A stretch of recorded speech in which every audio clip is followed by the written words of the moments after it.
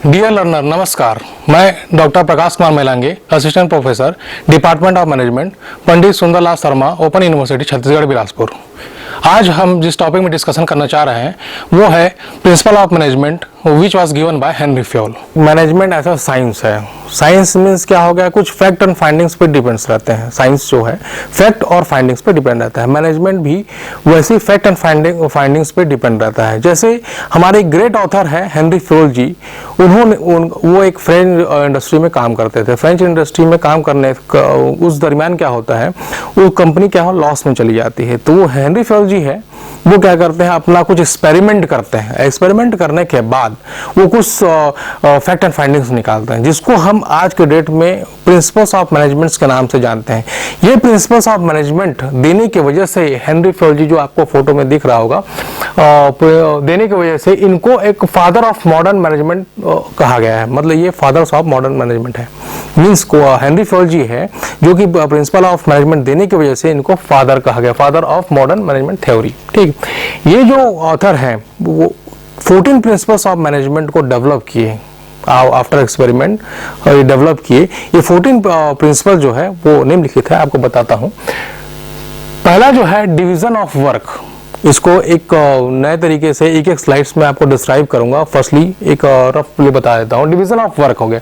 Second है authority and responsibility हो गया। तीसरा है डिसिप्लिन। चौथा unity of command, unity of direction, subordinate of individual interest, remuneration, centralisation, scalar chain, order, equity, stability, initiative, spirit, de corps. ये 14 principles of management है जिसको Henry Fayol जी ने दिया है। एक एक करके हम देखते हैं कि 14 प्रिंसिपल में इन्होंने क्या क्या फैक्ट एंड फाइंडिंग्स निकाला है, जिसको हमको सिद्धांत के रूप में ऑब्जर्व करते हैं। और ये देखिए, जो 14 प्रिंसिपल्स ऑफ मैनेजमेंट है वो लागू सभी जगह होता है, जहां भी इंडस्ट्री है, चाहे कोई भी प्रकार का इंडस्ट्री हो, सर्विस, मैन्युफैक्चरिंग, एग्रीकल्चर, जो भी हो, सभी इंडस्ट्रीज में ये फॉलो होती है। बट उसका प्रारूप चेंज हो जाता है। जैसे हम इंडिया में और फॉरेन की बात करें तो यहाँ इस प्रिंसिपल्स ऑफ मैनेजमेंट जो हेनरी फ्योल जी ने दिया है, इस 14 प्रिंसिपल को जो इंडिया में जैसे ऑपरेट करते हैं, जाहिर सी बात है वहाँ फॉरेन में भी सेम प्रिंसिपल्स ऑफ मैनेजमेंट को फॉलो करते हैं, बस उनका अलग अलग तरीके से वो करते हैं। लेकिन ये 14 प्रिंसिपल्स ऑफ मैनेजमेंट इंडिया में भी लागू होता है, फॉरेन में भी लागू होता है, सभी जगह लागू होता है ये 14 प्रिंसिपल। बट उनका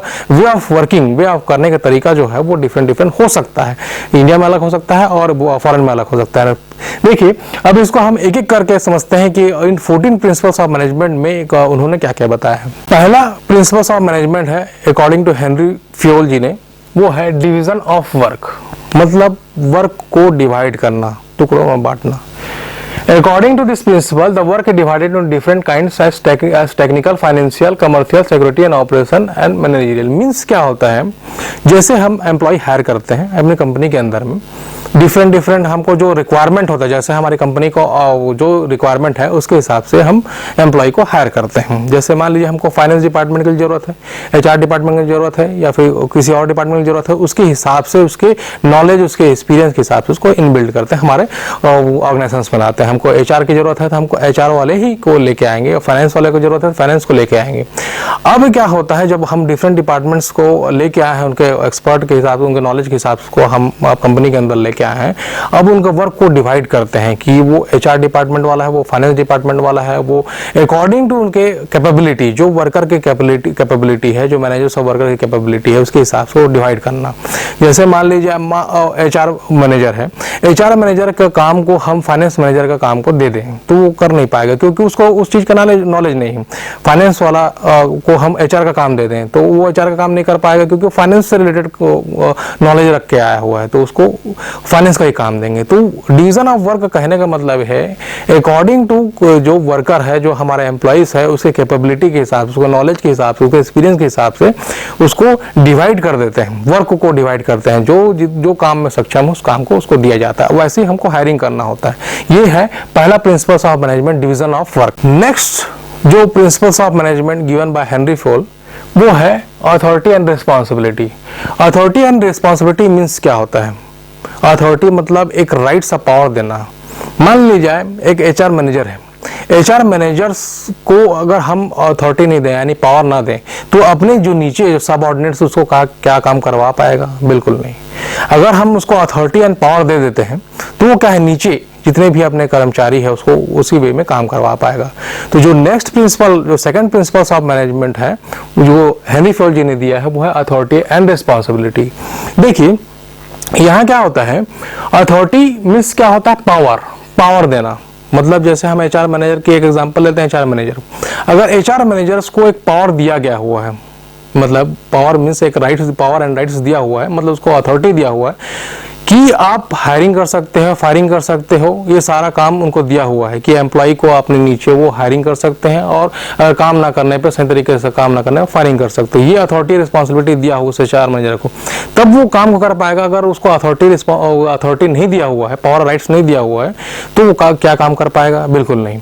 तो ये अथॉरिटी, दूसरा जो प्रिंसिपल है अथॉरिटी रिस्पॉन्सिबिलिटी देना बहुत जरूरी है। अगर हम उसको अथॉरिटी दिए हैं तो वो एचआर मैनेजर एक रिस्पॉन्सिबल पर्सन हो जाता है, उसको पावर ऑफ राइट्स दिया गया है, अथॉरिटी दिया गया है, तो वो रिस्पॉन्सिबल पर्सन हो जाता है कि जो उसको अब ऑब्जेक्टिव से एक टास्क दिया गया है उसको फुलफिलमेंट कर उचित तरीके से कर दे। तो देखिए authority is a power delegation by senior executive to assign duties to all employees for better functioning. Means क्या है, पावर्स एंड राइट। अगर मान ली जाए, देखिए यहाँ पर से ये मैनेजर है, एचआर मैनेजर है, मान ली जाए, तो इसको क्या है, अथॉरिटी दिया है, मतलब ये क्या है, रिस्पॉन्सिबल पर्सन है, उस काम को करने के लिए एक रिस्पॉन्सिबल पर्सन है, क्योंकि उसको अथॉरिटी पावर और राइट्स दिया गया है। अब ये क्या करेगा, अपने सबऑर्डिनेट्स को काम करवाएगा, क्योंकि उसको राइट्स और पावर मिला हुआ है। तो ये क्या है, मैनेजर जो है वो कंप्लीट कर पाएगा उसको काम को। अगर मैं उसको अथॉरिटी नहीं देंगे तो वो बिल्कुल अपने सबऑर्डिनेट को काम नहीं करवा पाएगा। ये है authority and responsibility, second principle of management. Next principles of management है जो कि गिवन बाय हेनरी फ्योल, वो है डिसिप्लिन।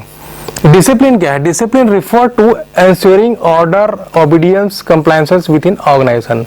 मतलब कि मैनेजमेंट को फॉलो करने के लिए डिसिप्लिन का होना बहुत आवश्यक है। छोटा सा एग्जांपल देते हैं, मान लीजिए आप ऑफिस जा रहे हैं और आपको 10:30 बजे टाइमिंग है, 10:30 बजे आपको ऑफिस जाना है। अगर 10:30 बजे एक दिन नहीं आएंगे चल जाएगा, 2 दिन नहीं आएंगे चल जाएगा।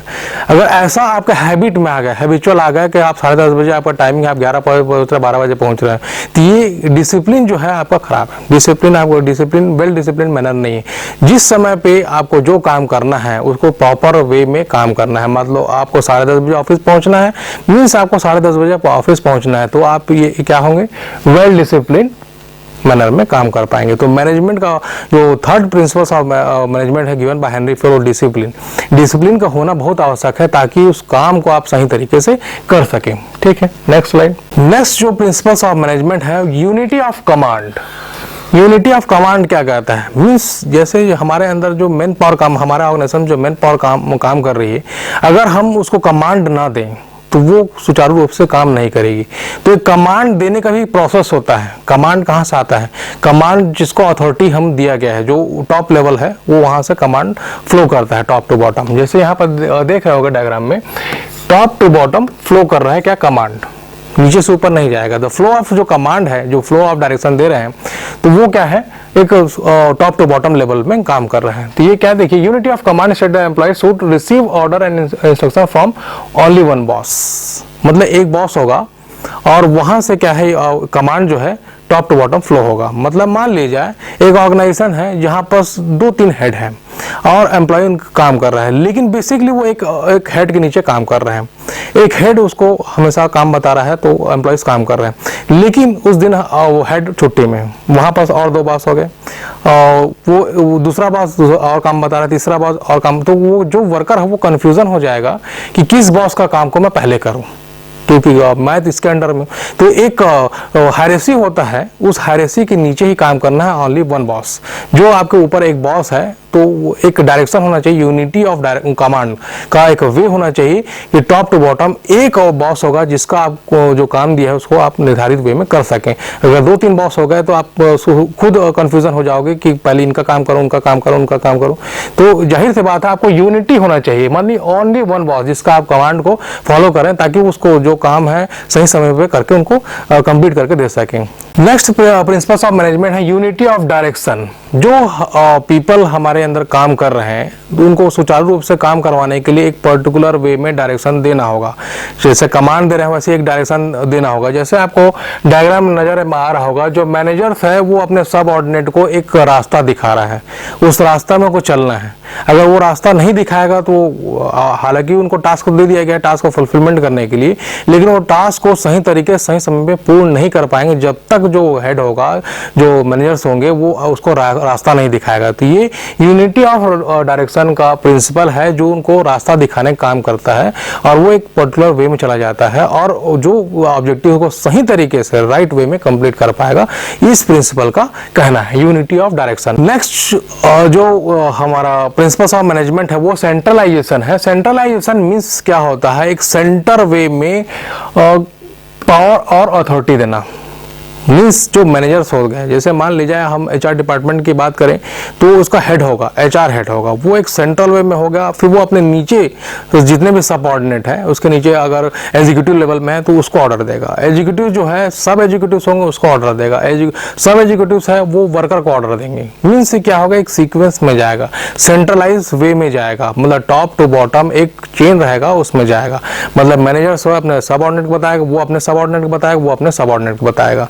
ये नहीं कि डायरेक्टर जो मान लीजिए मैनेजर है वो सीधा नीचे वर्कर्स को जाके अपना डायरेक्शन दे रहा है, अपना काम को करवा रहा है, ऐसा नहीं है। केवल एक सेंट्रलाइजेशन वे में चलेगा। जो फ्लो ऑफ लाइन है वो एक सेंटर वे में चलेगा, वो अपने नीचे, वो अपने नीचे, वो अपने नीचे, ऐसे करके चलेगा। उसको कहते हैं सेंट्रलाइजेशन। जो कंसंट्रेशन ऑफ पावर है वो hands of authority and following A top bottom approach. देखिए यहाँ पर, देखिए यहाँ फिगर में आपको दिख रहा होगा, सीईओ है, चीफ है, जो हेड है वो क्या कर रहा है, दो मैनेजर्स है उसके अंडर में, तो इसको ये हेड ऑफ द कंपनी है समझ लीजिए, सीईओ है। तो अब उसका ये एचआर मैनेजर है मान लीजिए, ये फाइनेंस मैनेजर है मान लीजिए, तो इसको काम दे दिया है। अब ये क्या है, अपने सबऑर्डिनेट को, ये अपने सबऑर्डिनेट को काम करवा रहा है और ये सेंट्रल वे में काम को देख रहा है। ये जो रिपोर्ट करेंगे, जो काम, जैसे मान लीजिए काम दिया नीचे, तो रिपोर्ट क्या करेगा, ये जो मैनेजर्स है वो इसको रिपोर्ट करेंगे और ये जो मैनेजर्स है वो इसको रिपोर्ट करेगा।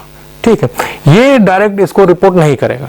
ठीक है, तो ये क्या है, सेंट्रलाइजेशन वे में वर्क होता है, टॉप टू बॉटम अप्रोच है। नेक्स्ट जो है प्रिंसिपल्स ऑफ मैनेजमेंट में स्केलर चेन। स्केलर का चेन मीन्स क्या होता है, scalar chain is management principle predict on establishing an unbroken line of authority from the highest levels of management on down. Means अभी थोड़ी देर पहले पढ़े हैं कि कमांड कैसे फ्लो हो रहा है, unity of command, unity of direction पढ़े हैं, फ्लो ऑफ क्या लाइन टॉप टू बॉटम है। स्केलर चेन मीन्स क्या होता है, चेन में सीक्वेंस में जो भी फ्लो होगा, जो भी इंफॉर्मेशन होगा वो एक सीक्वेंस में होगा, उसको स्केलर चेन कहते हैं। मतलब टॉप टू बॉटम होगा या बॉटम टू टॉप होगा। मीन्स यहाँ पर देखिए, इसकी यहाँ पर भी वही चीज है, ये जो हेड है वो अपने नीचे इंफॉर्मेशन को फ्लो कर रहे हैं या फिर कुछ वर्क को फ्लो कर रहे हैं या फिर कुछ ऑब्जेक्टिव्स दिए हैं, उद्देश्य दिए हैं, तो नीचे से ऊपर से जो नीचे आएगा ये है scalar chain. Means line of sequence हो गया, टॉप टू बॉटम, ये है स्केलर चेन। नेक्स्ट जो प्रिंसिपल्स ऑफ मैनेजमेंट है वो है ऑर्डर। ऑर्डर मीन्स जैसे यूनिटी ऑफ कमांड में हम पढ़े हैं कमांड देना, ऑर्डर देना, यहाँ ऑर्डर मीन्स डिफरेंट है। ऑर्डर मीन्स क्या है, हर चीज को सुचारू रूप से रखना। जैसे हम पहले बात किए हैं 5 M's की बात की है, man, money, material, machines and methods. इनको ऑर्डर में, उस रिसोर्सेज को सही तरीके से काम में लाने के लिए सीक्वेंसिंग में रखना, ऑर्डर में रखना। जैसे man power, money and material, ये सब क्या है, रिसोर्सेस है। तो इसको क्या करना है, should be an orderly placement of resources. मतलब कि अगर मान लीजिए हमको 6 मैन पावर की जरूरत है तो वहाँ 6 मैन पावर ही लगाएं, 7 ना करें, क्योंकि वहाँ का रिक्वायरमेंट उतना नहीं है। तो ऑर्डरली प्लेस करके रखें, जहाँ पर जिसकी जरूरत है उसको रखें, जिस प्लेस में जरूरत है, मतलब राइट टाइम में राइट प्लेस में उसको काम में लाएं। तो ये नेक्स्ट जो प्रिंसिपल है हमारा ऑर्डर है, जिसको सुचारू रूप से काम करते हैं। नेक्स्ट जो प्रिंसिपल्स ऑफ मैनेजमेंट है वो है इक्विटी। इक्विटी मीन्स क्या है, बराबरी। देखिए हमारे कंपनी, हमारे ऑर्गेनाइजेशंस में जो भी हमारा ऑर्गेनाइजेशन होगा उसमें क्या होता है कि मेल रखते हैं, फीमेल रखते हैं, ट्रांसजेंडर भी होता है, ठीक है। लेकिन क्या होता है, कभी कभी कोई कंपनी क्या होता है, बराबर का अधिकार नहीं देते। में फीमेल है तो उसको नहीं देंगे, कोई ट्रांसजेंडर है तो उसको भेदभाव करना। तो ये हमारा जो प्रिंसिपल ऑफ मैनेजमेंट है जो हेनरी फ्योल जी ने बताया है कि इक्विटी, सबको बराबर का समानता का अधिकार देना, चाहे वो मेन हो, वीमेन हो, ट्रांसजेंडर कोई भी हो, उनको बराबर का प्रावधान देना, बराबर का अधिकार देना। तो उससे क्या होगा, जैसे मान लीजिए कभी कभी किसी कंपनी में क्या होता है, रिलीजन से भी डिपेंड करता है, कास्ट, क्रेड, सेक्स सभी डिपेंड करता है। तो ऐसा नहीं करना है। प्रिंसिपल्स ऑफ मैनेजमेंट का इक्विटी का मतलब यही है कि सभी को समानता देखना, चाहे वो किसी भी कास्ट, किसी भी धर्म, किसी भी रिलीजन का हो, कि कोई भी सेक्स हो, मेल हो, फीमेल हो, ट्रांसजेंडर हो, जो भी हो, उनको समानता का अधिकार देना। ये प्रिंसिपल्स ऑफ मैनेजमेंट में अगला हेनरी फ्योल जी ने कहा है कि इक्विटी, बराबर का अधिकार देना। नेक्स्ट प्रिंसिपल ऑफ मैनेजमेंट में हेनरी फ्योल जी ने बताया कि स्टेबिलिटी ऑफ पर्सनल।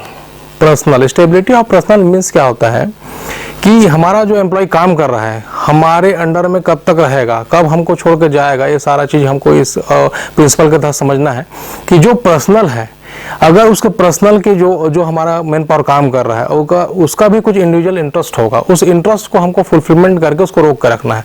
जैसे हम फॉर एग्जांपल अगर किसी एम्प्लॉय को हम हायर करके रखे अपने अंडर में, वो 1 महीना उसको काम करवाया, 1 महीना के बाद क्या हुआ, वो काम करने की इच्छुक ना हो और छोड़ दिया, तो क्या होता है इसमें, क्या हमारा नुकसान है, क्योंकि वो स्टेबल नहीं रह के वो क्या 1 महीना काम किया फिर चला गया, फिर किसी दूसरा हायर करोगे, फिर उसको 1 महीने की ट्रेनिंग दोगे, फिर वो छोड़ चला जाएगा। मान लीजिए प्रोसेस लंबा चला गया तो आपको तो नुकसान झेलना पड़ेगा उस चीज़ में। तो उसको स्टेबल करके रखना जरूरी है। स्टेबिलिटी ऑफ पर्सनल मीन्स यही है कि स्टेबल होना चाहिए। तो स्टेबल करने के लिए बहुत सारे प्रोसेस है कि उसको स्टेबल करने के लिए, ताकि उनको मोटिवेट कर सकें, उनको अच्छा रेम्यूनरेट कर सकें, ठीक है, अच्छा वेजेस दें, ताकि वो क्या हमारे कंपनी में टिक के रह सके और लंबे समय तक काम करके दे, ताकि हमारा जो ऑब्जेक्टिव हो अच्छे तरीके से फुलफिलमेंट हो, हमको लॉस ना हो। तो ये जरूरी है कि उनको स्टेबल करके रखना, उस पर्सनल को, उस ह्यूमन रिसोर्स को, ह्यूमन बींग को आप अपने कंपनी के अंदर में स्टेबल करके रखिए। ये नेक्स्ट प्रिंसिपल है principles of management. Next principles of management है गिवन बाय हेनरी फ्योल। क्या है? इनिशिएटिव। इनिशिएटिव मतलब शुरुआत करना। जैसे मान लीजिए आपको ऑब्जेक्टिव्स मिल गया, उस काम को शुरुआत करना है, तो इसमें इस प्रिंसिपल में हेनरी फ्योल जी ने बताया है that indicates that employees at all levels should be encouraged to develop and carry out the plan for improvement. मान लीजिए कोई ऑब्जेक्टिव्स दिया गया है, ऑब्जेक्टिव्स मान लीजिए टास्क है 1000 यूनिट प्रोडक्शन करना। अब 1000 यूनिट प्रोडक्शन करना है तो उसके लिए हम 10 एम्प्लॉइज लगाए हुए हैं और काम करवा रहे हैं, ठीक, महीने भर में हमको 1000 यूनिट प्रोड्यूस करना है। बट क्या हो गया, उसको और भी इंक्रीज कर सकते हैं उस प्रोडक्शन। जैसे 1000 यूनिट हमको टास्क मिला हुआ है, उसको फुलफिलमेंट करने के लिए उसको 1000 से 2000 यूनिट कर सकते हैं। वो उस मैनेजर पे जो हेड ऑफ डिपार्टमेंट रहेगा उसके ऊपर डिपेंड करेगा कि वो उस प्रोडक्टिविटी कैसे बढ़ाए, कैसे बढ़ाएगा।